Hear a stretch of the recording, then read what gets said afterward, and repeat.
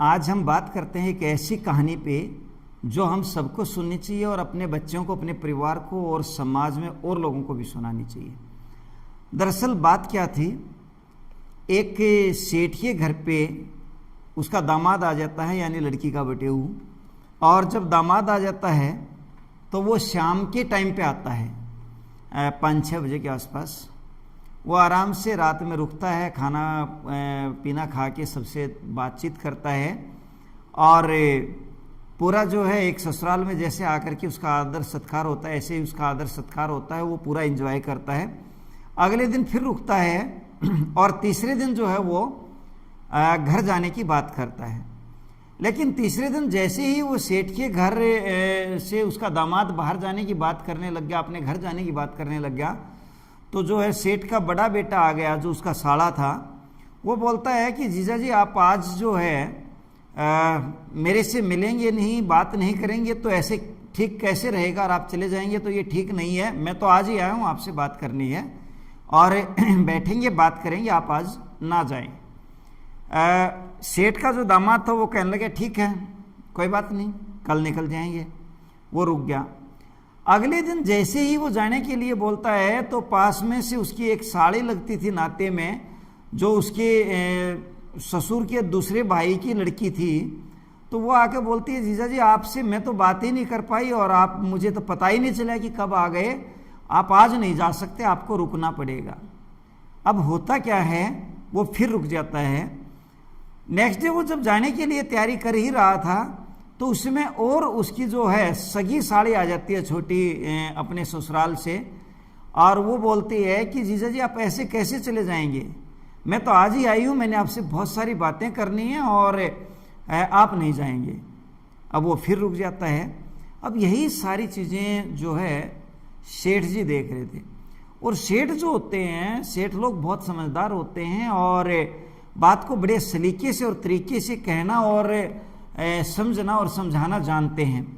अब उसको एक बात समझ में आ गई कि भाई जो हमारा दामाद है, जो लड़का है, उस लड़के का काम नहीं चल रहा है, क्योंकि ये 3 दिन तो पहले ही रुक गया, फिर 2-3 दिन और लोगों के कहने से रुक गया और ये आज भी अभी जा नहीं रहा है और इसका जाने का कोई प्रॉपर एक प्लान नहीं है। इसका मतलब लड़के के पास काम नहीं है। वो जो होता है वो अपनी सेठानी को बोलता है कि सेठानी ये लो 20,000 रुपये और बेटे को दे दो और बेटे को बोलो कि बेटा इनको ले ले और अपना काम कर ले। अब वो सेठानी क्या करती है कि 20,000 रुपये लेकर के अपने दामाद के पास चली जाती है और कहती है कि बेटा ऐसा है, ये पैसे ले जा और जाके जो है ना इनका इस्तेमाल कर ले। अब सवाल ये था कि भाई ससुराल का मामला था तो उसने भी रिश्तेदारी से पैसा लेना उचित नहीं समझा। वो कहने लगा नहीं नहीं मम्मी जी मुझे ज़रूरत नहीं है, मैं ये पैसे नहीं लूँगा। इस पर जो है सेठानी जी कहती है बेटा ऐसा है कि ये जो पैसे हैं ना आपको लेने पड़ेंगे, क्योंकि यहाँ फालतू हैं और आपके पापा जी जो हैं, यानी जो उसके ससुर जी हैं, वो बेटा या तो किसी को उधारे दे देंगे और फंस जाएंगे या कहीं और इस्तेमाल कर देंगे, इनकी यहाँ ज़्यादा ज़रूरत नहीं है, इसको तुम ले जाओ। अब होता क्या है, ये कहने के बाद जो एक देने का तरीका था उसकी मम्मी का, यानी सासू माँ का, वो बहुत ही अलग था।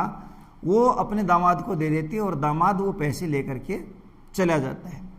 अब होता क्या है, वो उन पैसे से अपना काम शुरू कर देता है। 1 महीना बीते, 2 महीने बीते और 6 महीने बीत जाते हैं।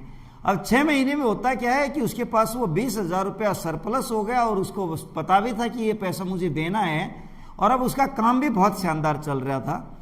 वो शाम के टाइम आता है, स्कूटर लेके आता है और वो 20,000 रुपये जो है अपनी सासू माँ को दे करके बोलता है कि माता जी मैं अभी जा रहा हूँ। इस पर जो है सासू माँ कहती है नहीं बेटा अभी तो कोई है ही नहीं, सब लोग दुकान से, कोई ऑफिस से आएंगे और तो मेरे से पूछेंगे और गुस्सा करेंगे कि भाई आपने रोका क्यों नहीं और जाने क्यों दिया। इस करके बेटा आप अभी नहीं जा सकते, सबसे मिलना पड़ेगा और मिलके फिर जाना पड़ेगा आपको।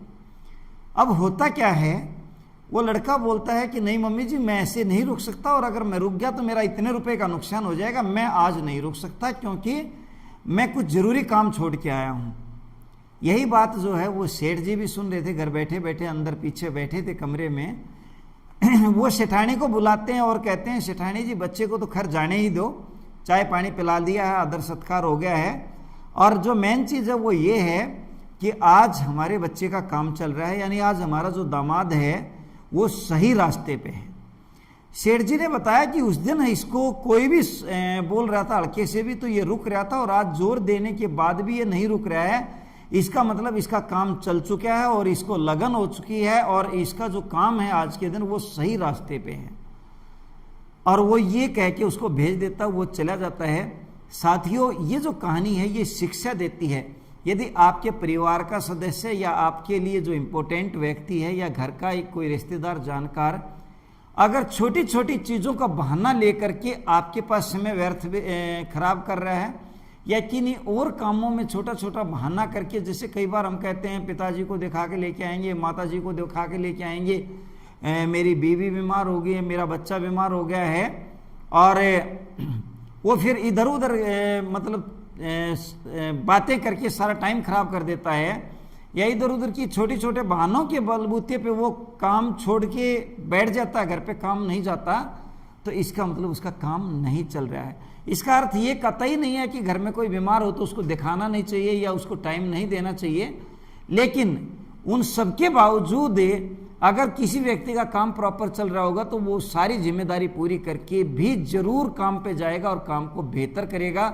इसलिए जब भी कभी लगे आपका अपना कोई इस तरह की स्थिति से गुजर रहा है तो अंदाज़ा लगा लेना कि उसको जो है काम की ज़रूरत है और उसका काम नहीं चल रहा है। साथियों, ये थी एक सामाजिक और पारिवारिक कहानी, ये आप अपने लोगों तक भी ज़रूर पहुंचाएं, और इस तरह की कोई और इंसिडेंट आपके पास भी हो तो ज़रूर हमारे चैनल पे भेजें। स्क्रीन पे नंबर है।